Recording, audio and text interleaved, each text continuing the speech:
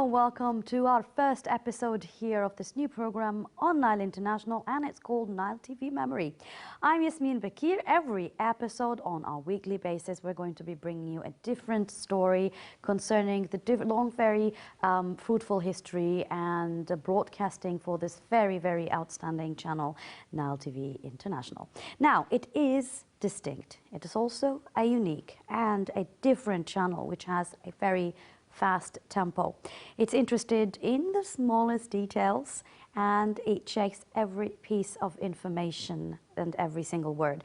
Its approach is transparency, and it is committed to credibility. It is also a very young channel. It is a bright star in the media sky, and it is the ambassador of the Egyptian media, and particularly it is the Egyptian state media coming to you all the way from Maspero here on the banks of the River Nile. It is the Egyptian channel, Nile TV International, the voice of Egypt to the entire world. Stand by.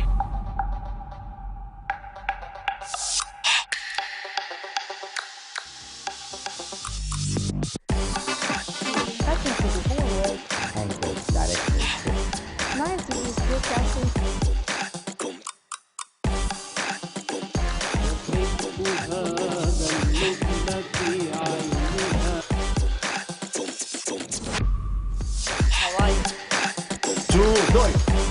Shines on. Welcome to this edition of Melody. There's one more thing I want to tell you about.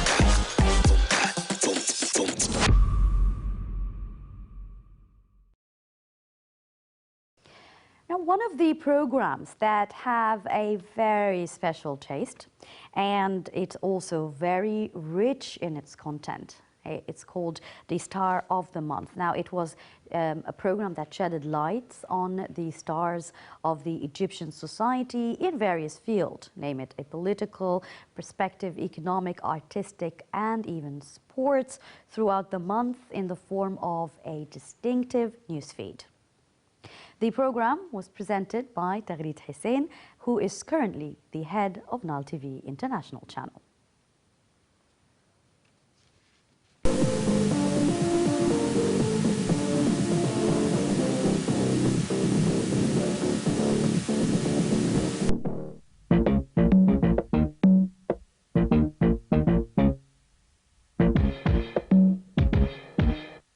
In the arts field this month, many events actually took place, both locally and internationally. On the local scene, we have a very important event, the Children's Song Festival, which has been held here for the first time in Egypt. We have many countries participating and sending their children as representatives for this important and nice event. Also, we have contacts being made nowadays, preparing for the Love and Tourism Festival, expected to be held in September by 1999. And we have contacts made with famous popular stars like American international movie star Leonardo DiCaprio and Canadian famous singer Celine Dion to participate and take part in this nice celebration. And we have also a celebration was made to honor the king of the Egyptian cinema, Farid Shawqi, and his works and also his rare photographs. These are just the events that happened on the arts field. Let's see together people's choice of the hero. I think one of the main events in the field of art is something to do with restoration. Of course, restoration also is a kind of art. And I think, although of course it didn't happen this month, but the last month, the restoration of the Sphinx was a kind of art, you know, because this is very important for us as Egyptologists and also as Egyptians, you know, locally and internationally. So I think this kind of important event within the last few weeks to see that the restoration at last of the Sphinx is done in the proper way. Of course, we have to thank everybody that tried to restore the Sphinx. And whenever we work, we make mistakes. So if there have been some mistakes, and now within the development in the field of restoration, I think what happened in Abul Hol is really good, and we appreciate that. So we guarantee now that the Sphinx is in a good shape and it is lasting forever, inshallah. The loss of Najah al-Mugi is one of the very important events that can occur, and really I like this man a lot, and I followed him and his art Despite that, he started when he was a bit elder than the other actors that start usually a bit younger than this. Though he presented himself and proved himself in the situation of presenting good art in theater or in cinema or elsewhere. The explosive success of Mohammed Hinidi and his latest film that is now present in 41 cinemas in Egypt for the first time in history. No other Egyptian film stayed in 41 cinemas, and this is a very exciting thing to happen, and I think he should be the star of the month this month. Mohammed Hinidi is the star of this month. I like his new film so much, and I think regardless the comic point of view, it has a political point of view, I think.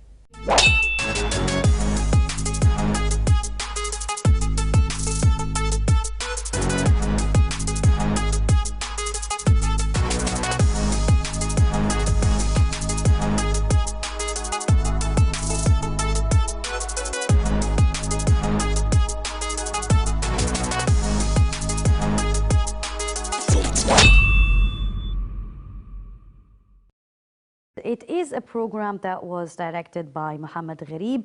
It follows all the news around the world concerning cinema, the movie race, the box offices, what's the top 10, what are the best movies, the ratings and the profits that have been made from this specific movie, all brought up together in one interesting program.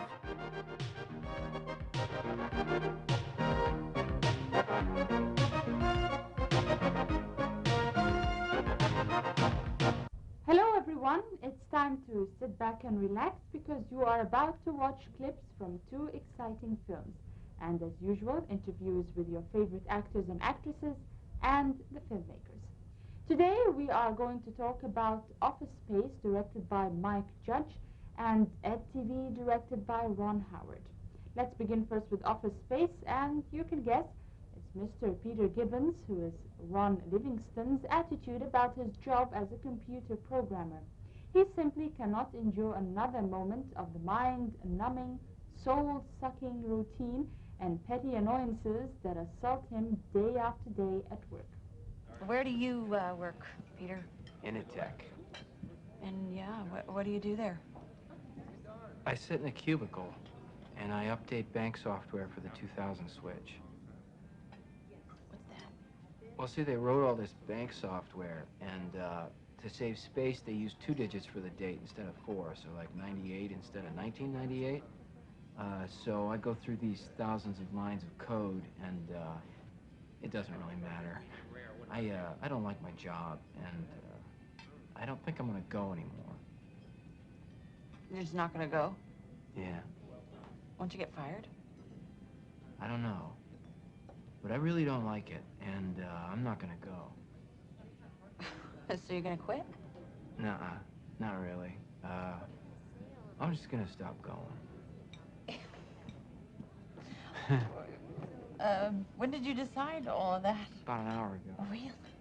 Yeah. An hour. So you gonna get another job? I don't think I'd like another job. What are you gonna do about money and bills and... You know, I've never really liked paying bills. I don't think I'm gonna do that either. Well, so what do you want to do? I want to take you out to dinner. And then I want to go back to my apartment and watch Kung Fu. Do you ever watch Kung Fu? I love Kung Fu. Channel 39. Totally. You should come over and watch Kung Fu tonight. Okay. The story is, it's about a guy who goes to work, goes home, goes to work, goes home, and one day sort of decides that there probably should be something else. If there isn't something else, that at least he could maybe not do any of this stuff anymore. The main character is a guy who's having, he's 28 and he's having kind of a midlife crisis early, of realizing that it's not going to get any better than this, and he sees what's happening to older people in the company, and the company's downsizing, and things kind of get worse and worse for him, and he kind of snaps and then finds ultimately what he thinks is a little bit better life.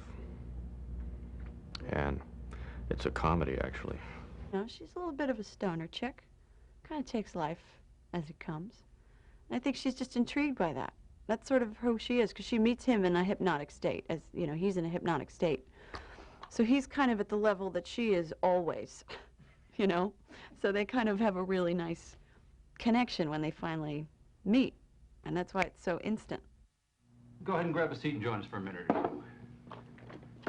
You see, what we're actually trying to do here is we're trying to get a feel for how people spend their day at work. So if you would you walk us through a typical day for you? Yeah, great.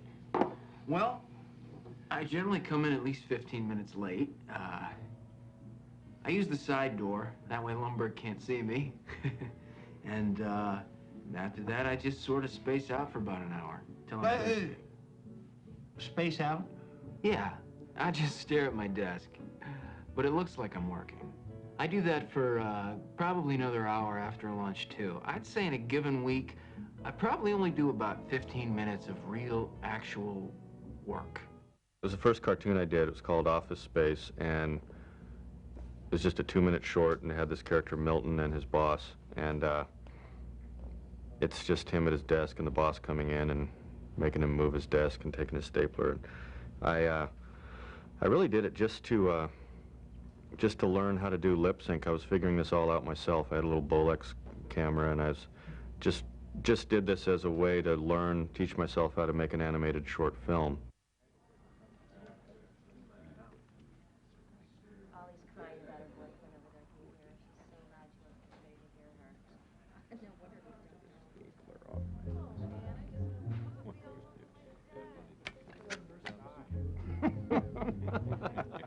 Anyway, sounds great, Bob. See you. Hi, Milton. What's happening? I'm gonna have to ask you to go ahead and move your desk again. So, if you could go ahead and get it as far back against that wall as possible, that would be great. No, because I would... That way we'll have some room for no some longer of had these to move my boxes and things we need to put in here. No room. And, oh, there it is. What? Here, let me just go ahead and get that from you. Great. So, if you could just get to that as soon as possible, that would be terrific, okay? Thanks a bunch, Milton. Bye-bye. Okay. I set the building on fire. Milton, I think, is the kind of guy who's had not a lot of life experience. I think he's a very protected human being, and protected whether it's by his mother or by his family in general. That's not something that we're to find out yet. But Milton's a very, very shy and very afraid, I think, of interacting with live humans. So you get this what? So Milton is not comfortable around people, I would say. I play a character named Bill Lumberg, who is Peter's boss, essentially. He's a mid-management supervisor who is continually pestering Peter and reminding him of what needs to be done and how his work is not quite as good as it should be. When I worked at this one company, I walked by this guy's desk once, and he was this kind of strange guy that no one seemed to ever talk to, and I didn't really know what he did there. His name, I won't say what his name was, but it wasn't Milton. I came by there once, and I said, "How's it going?" And he just started saying, "If they move my desk again, I'm quitting. Because I used to be over by the window, and they've moved me 3 times already this year." And he was just kind of going on like that. And then but then later, when I did the Milton cartoon, I did 3 more of them. I was thinking, there's some other influence to this, and I realized what it was there was a guy who used to sit at the bus stop. I used to wait I used to take the city bus to school, and there's this guy I was always sitting at the bus stop, just kind of like mumbling these feeble threats about what he was going to do if the bus was late again. He was a little off his rocker, but he always had a worried look on his face. He's always just like, he'd say, "They've been late 3 times already," and you know, and so.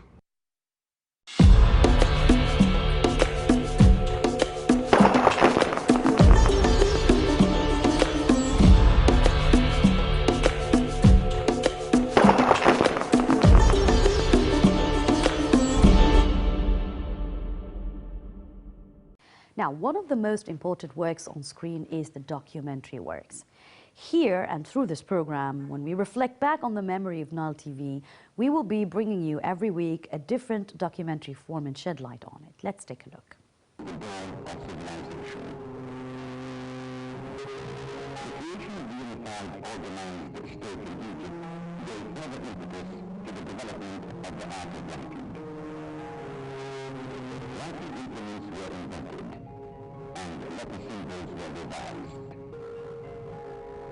The geometric used in fashioning statues were the first to be used in etching the letter symbols on stone.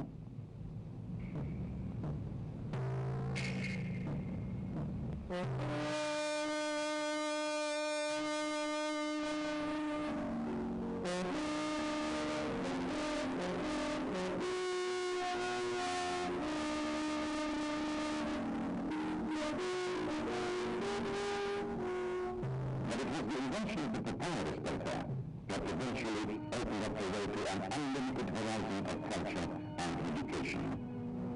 The world owes the preservation of its ancient heritage to papyrus.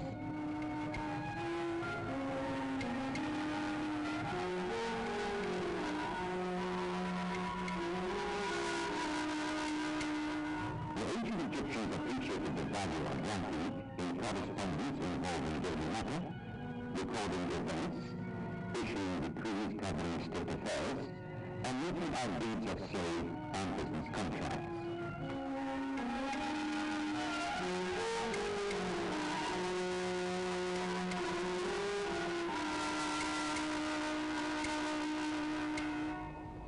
All monarchs since the reign of King Xerxes and his chief minister Amenhotep used writing extensively.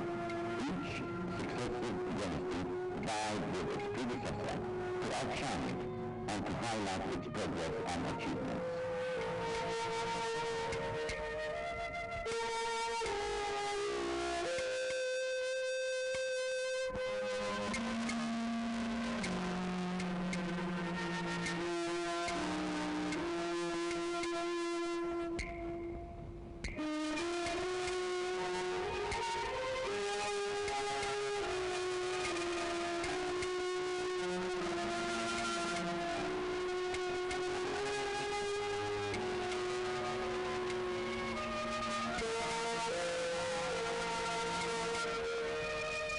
Fortunately, the papyrus plant grew abundantly in ancient Egypt.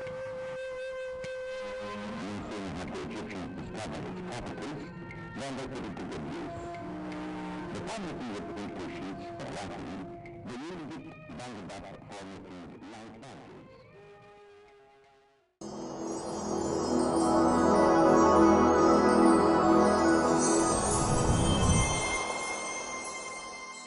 And particularly myself, living abroad, we would always remember a very different and unique program indeed. Back in the days, it was called Nile DJ. And it's one of the programs which has left great impact in the world, to be very honest and frank, particularly in the world of entertainment, where people waited for it every week to not only listen to their favorite entertainment part or song, but also dedicate it and get to interact with the presenters who were hosting this program. And it was presented by, of course, prominent Riham Essahli, and we chose for you the segment of this program for today.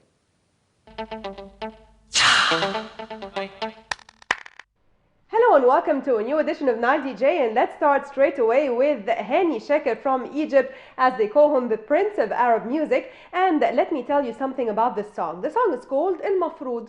Now, let me tell you something. We all know that relationships are not always doomed to continue. So, you can never tell if a relationship between two people in love is going to end the happy ending, you know, marriage and so on or not. So, when you go into a relationship, you cannot always expect it to work out. However, it's okay if things don't work out and if people go different ways. However, it's never okay when you give too many big, huge promises when you are not sure that you can really keep those promises. It's okay to say I love you and so on. However, don't give too many big promises unless you are damn sure that you're going to keep them. This is exactly what Hani Sheker is trying to say in El Mafrood.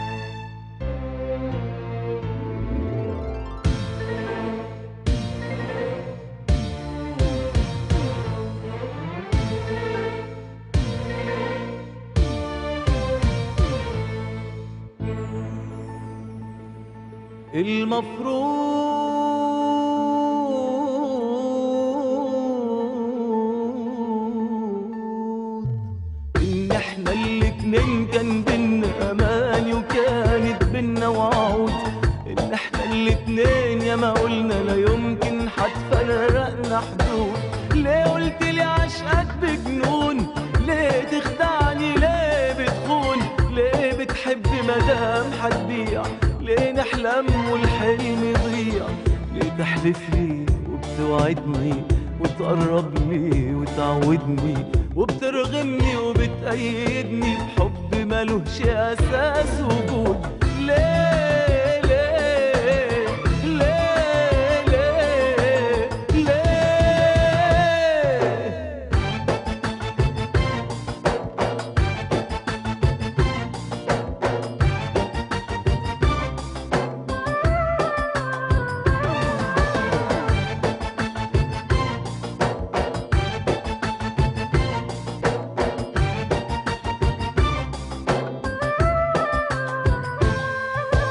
ليه تخدعني وليه توهمني وليه بتسيبني أعيش مخدوع؟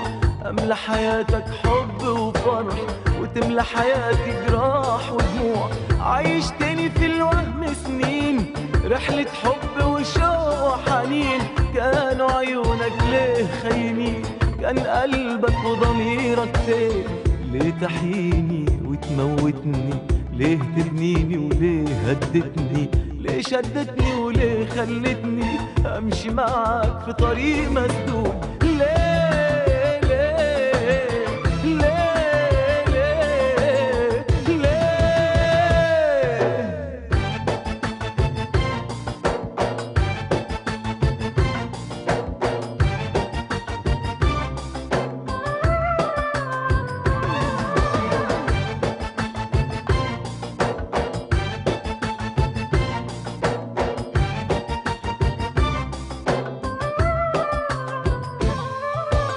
ليه القلب الطيب دايما يبقى جزاء وألام وخداع؟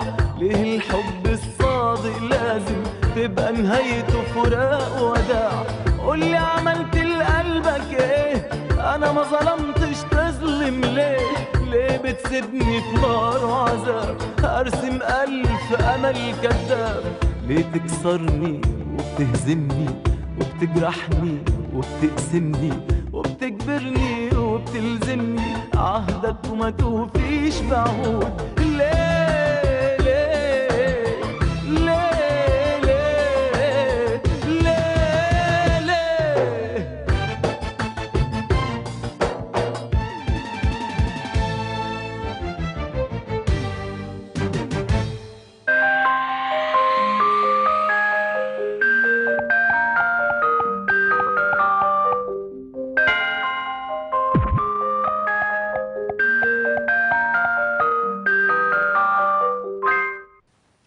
Dear viewers, Nile TV is a very prominent channel. It has a very long history, and there have been hundreds of people that have been working throughout the years very hard to keep this channel up to its standard, to the approval of its viewers. We try very hard here on Nile TV International to focus on the international level, and we try to bring everything here to the viewers in a very credible form, in a very objective manner, and ethically speaking, when it comes to the environment on a friendly level between the colleagues, it is also very unique here in Nile TV International. So we do hope that you do enjoy Nile TV Memory, where we will be bringing you every week, shedding back on the different programs that took place throughout its very long outstanding years, and